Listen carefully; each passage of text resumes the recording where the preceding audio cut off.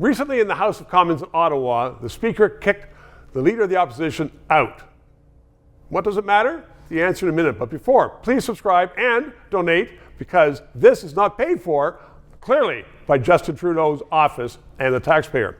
Dan McTeague was in the House of Commons for almost 19 years. He joins me right now because I want to ask you, why is it important? Because he kicked out the Leader of the Opposition for calling Mr. Trudeau a wacko, and yet just 3 or 4 weeks earlier than that, the Minister of Justice on Mr. Trudeau's side called Mr. Poilievre, the Leader of the Opposition, an effing idiot, and that was fine.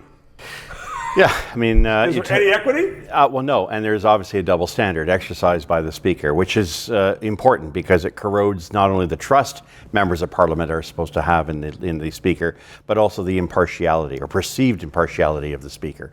I mean, so what does that matter? Well, it matters because you need to ensure that there is decorum, which is often lost in the House, but that the spirit is always that there is somebody who you can rely on in difficult times or in challenging times to be as impartial, except when it comes to a tied vote in the House of Commons. The purpose of the Speaker is to keep order, to make sure the government gets its point across, to make sure that the opposition has a chance to keep and hold the government to account. So he's like a judge to keep fairness. He's a judge, he's a referee, call him what you want, but if the referee becomes tainted or perceived as tainted or biased, and it's very difficult in the case of Mr. Fergus because, of course, we know he isn't just a former Liberal member of Parliament with some ethical issues.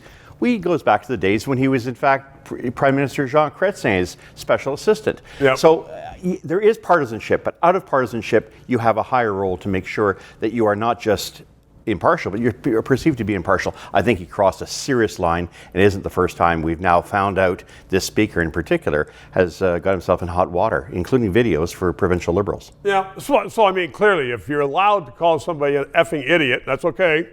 But someone else calls the Prime Minister a wacko over the drug policy where people are just being killed like crazy in BC, it does sound to anybody that it's unfair.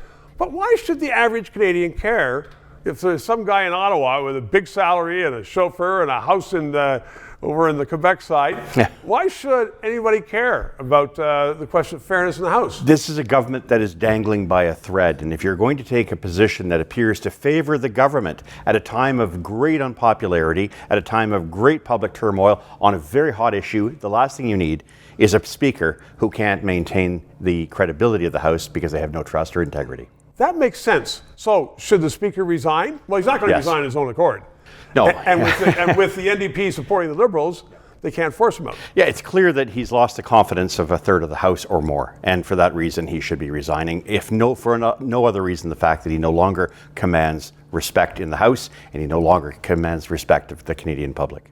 So it's just another reason why this government should hit the dustbin. Well, this government should be forced into an election as quickly as possible. I think that's very clear. Most Canadians would agree with that.